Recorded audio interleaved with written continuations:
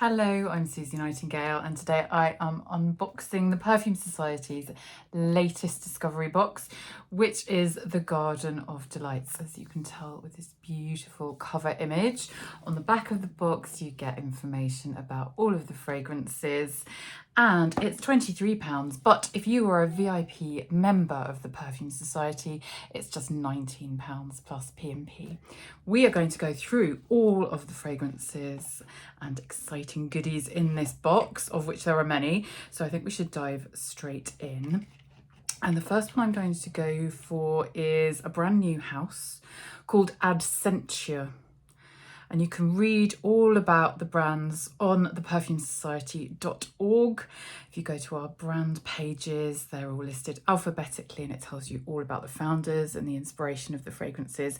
Adsentia are really greatly priced niche fragrances. It makes them more affordable for everyone, but they're still amazing quality.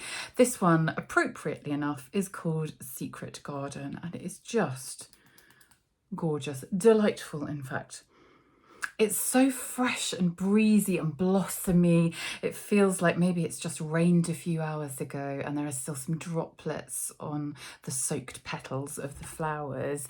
There's some bergamot and coconut and peach in here, but to me this is all about that heart, the bouquet of florals that make this fragrance what it is. There's Ylang Ylang and Frangipani, there's jasmine, and there's also an osmanthus infusion, which adds to that sort of peachiness, which I adore. The base is white flowers, but it's a stunning fragrance that's sort of the garden on the edge of dusk for me. So it's rained, there's all these dewy blossoms around, but dusk is just about to fall. There's this hushedness, and it feels like your own secret garden, somewhere you can escape to, which is so important for mind and soul, I think. Now, talking of mind and soul, the next one is Cosmos. Now, this is Kate Moss's cult brand. I'm sure you've heard of it. You can read all about the brand in our next Scented Letter magazine. And it's so Kate. It was her passion. It was developed during lockdown, this brand. And she wanted this sacred mist to be used as part of an everyday ritual. So you can spray it in your body and your hair. You can spray it on a yoga mat, say, or a pillow. If you're going to have a nap in the afternoon, wouldn't that be nice? But it's all about taking care of yourself and feeding your soul with fragrance, basically. It's got orange flower and bergamot. It's got jasmine and tuberose in there as well, and some geranium. But it's all around this oak moss base that's so important. It was such a vital note that Kate wanted included in this fragrance. And this is such a perfect way for you to try it in this size and just see if it works for you. I think it gives you a sort of centeredness, a groundedness, but it's not just relaxing, it's kind of uplifting at the same time. So it's not going to send you to sleep. It's something that you can use throughout the day to just pep your spirits up whenever you need to. And there's kind of a rebellious rock chick attitude to it as well. It's not a do-gooder type wellness fragrance, which is great for me. Now, another amazing rock chicky fragrance. We're going to rock in the garden. This is Rockin' Rose, and it's OMG, another brand new house for us at the Perfume Society. I think you're going to be so excited to explore their fragrances. This one, it's such a modern, dewy, juicy rose. So if you haven't liked rose fragrances before because you found them too dusty and a bit old-fashioned maybe, this is a fragrance for you to try because it's so fresh, it's so vibrant. It's mouth-watering actually, and it's got notes of pear and violet in there and melon. To me, the melon really comes through, and it's like a honeydew melon. It's just dripping with juices to get your mouth watering. So succulent. There's some sandalwood again in the base. There's Muguet, Lily of the Valley in the heart, and rose, along with this sea breeze. So maybe it's a garden somewhere near the sea. You've gone on holiday or you've escaped to your tranquil hideaway. And yeah, it's a rose for someone who doesn't like rose fragrances, I would say. Please try it. The next one, talking of floral fragrances, if you think you don't like them, you must try Floral Street if you haven't already, and this is their brand new one. It is Sweet Almond Blossom. It's absolutely stunning. All of the visuals are amazing, and it's a gorgeous fragrance. It's soft and comforting. It's almost like a really see-through cashmere wrap that you've just put over your shoulders, because there's a bit of a breeze in the garden, or if you've had some of our English weather, more than a breeze. Luckily it's beautiful today, so fingers crossed it stays that way. But it's a comforting fragrance. It's the apple blossom. There's almond in here as well, and this sort of creaminess with vanilla and a nutty tonka bean note as well. But then there's pink pomelo and passion fruit and mandarin. So you get the sense of fun and vibrancy. I think it doesn't take itself too seriously. It's not stuffy, buttoned up kind of a floral fragrance at all, and none of their fragrances are. So please dive in and explore all of their fragrances, but this might be a great starting point. It's another one of their fragrances that's in collaboration with the Van Gogh Museum, who asked Floral Street to do Sunflower Pop with them last time, and this time it's Sweet Almond Blossom, and it's inspired by the painting. Beautiful. Now, another fabulous house that I've recently got to know, and I'm so impressed with their history and their heritage. It's a Brazilian brand called Granado, and they are so well known in their own country.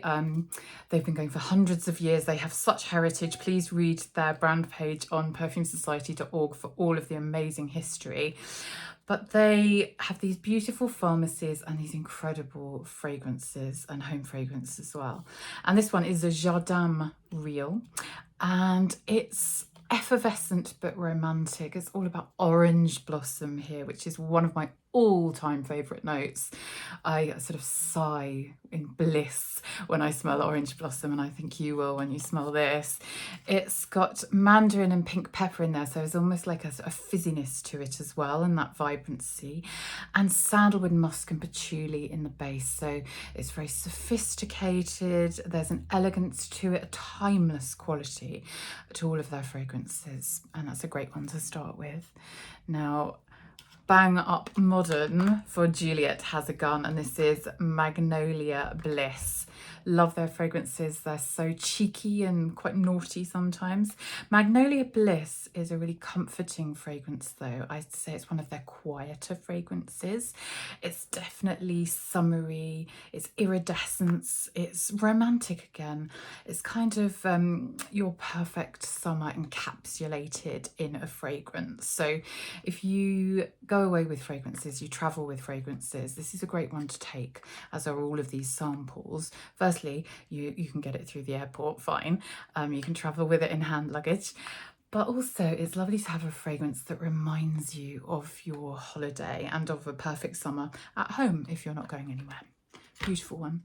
Now, again on the travel theme, Maison Cire Vert Empire. These are just such beautiful fragrances. It's Alberto Morillas. He is obsessed with his garden. If you look at his Instagram, he's very, very often pictured in his garden because he just loves being there and finding inspiration there. He was born in Seville, and a lot of his fragrances reference those Sevillian floral notes, the citrus notes, the orange groves. And this invites you to walk through the orange groves. And yes, please, I would like to do that very much right now. It's aromatic, it's zesty, but there's a freshness to it as well. There's Paradisone, which is a sort of floral citrus note, which marries up that sort of Sevillian orange quenchingness of the juiciness, but also those beautiful floral notes as well. And there's Angelica in here. There's some sage and petitgrain and sandalwood. So there's almost a sort of herbaceous, it's like you're in the herb garden as well as the flower garden here. Such a gorgeous one, really crisp to wear on a hot day. Now this one has possibly one of the most intriguing inspiration stories ever. It was King Charles III's favourite trees. So when he was Prince Charles, Penhaligon's worked with him on this fragrance, Highgrove Bouquet, and they actually captured the headspace of his favourite tree, which you can smell apparently when he opens his bedroom window in Highgrove, and he can smell this lime tree, the lime blossoms, and it's a silver lime. So they captured the headspace of that exact tree and put it in a fragrance for him, which now we get to smell as well. There's geranium and lavender in there, as well as some hyacinth and some mimosa. So there's a sort of fluffiness around the edge of it. Some tuberose, but it's not, if you don't like tuberose and find it a bit screechy or a bit diva-y sometimes, this is much softer. It's a sort of fresh cut grass breeze blowing through your bedroom, this cool breeze blowing through a summer's day, and as you gaze on your favourite tree. It's kind of the epitome of the English garden, which is just gorgeous. Now, onto something more sensuous again, and it's Shea and Blue Amber Rose. So this is a different kind of rose. Again, it's this tempting side. They call it a temptress in disguise because it's elegant and romantic. It's got May Rose, which is such a beautiful, almost raspberry tinged rose note. And then it's got Dulce de Leche as a heart note. So that is succulently naughty, kind of dripping, sticky, oozy sumptuousness.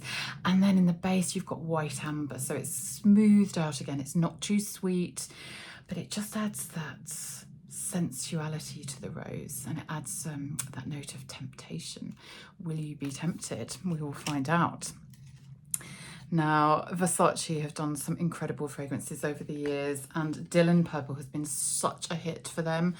I think it's been loved by so many different types of people.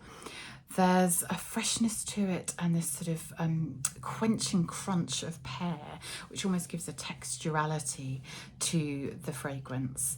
It's got purple freesia and pomerose in there, and Isoe Super, which is a note that maybe some of you have heard of. It's an aroma molecule and it kind of smells different on everyone's skin. Some people smell it really strongly, some people can't smell it at all, but other people tell them how amazing they smell. It's an incredibly addictive note, and I think you will find that you keep going back and smelling this again and again all day, and people ask you what you're wearing, and that's probably that doing its work.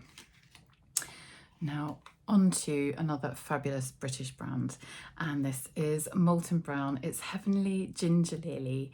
Now, this is one of their all-time classic fragrances, I would say. It's so beautiful, and there's a warmth to it. There's a tingle of that ginger in the notes, but then rose and lily and orange, orris, and it kind of sighs on your skin. It's such a contemplative, beautiful summer scent, I would say. You know, of course you can wear it year round, but I think it makes me think of a garden in a painting that you could just step into and escape to whenever you wanted to. It's got cardamom in there as well, which adds a note of coolness. So of course it's a spice, but it's a cool spice, and I think that juxtaposes really well with the ginger, which gives you the heat. So beautiful. Now back to traditional English gardens again, and it's a beloved British brand. It's Yardley, and this is their English Rose. Now this is a fast drying body spray, so great for a hot day. I would say keep it in the fridge. It's great to spritz all over, not on your face obviously, but in your hair and on your clothes. It's not going to stain anything. It's just your classic crisp British rose. It's so beautiful. It's got some magnolia and violet in there as well, and cassis, which is a note I'm finding myself really in love with at the moment, that sort of black currant juiciness. And there's musk in the base as well, patchouli and woodiness, but it's a kind of whisper of rose, but it's actually quite long lasting on skin, as particularly if you use it on your clothes or on a scarf or on your hair. And it's just a beautiful way to wear fragrance in hotter days, I think, especially if you keep it in the fridge.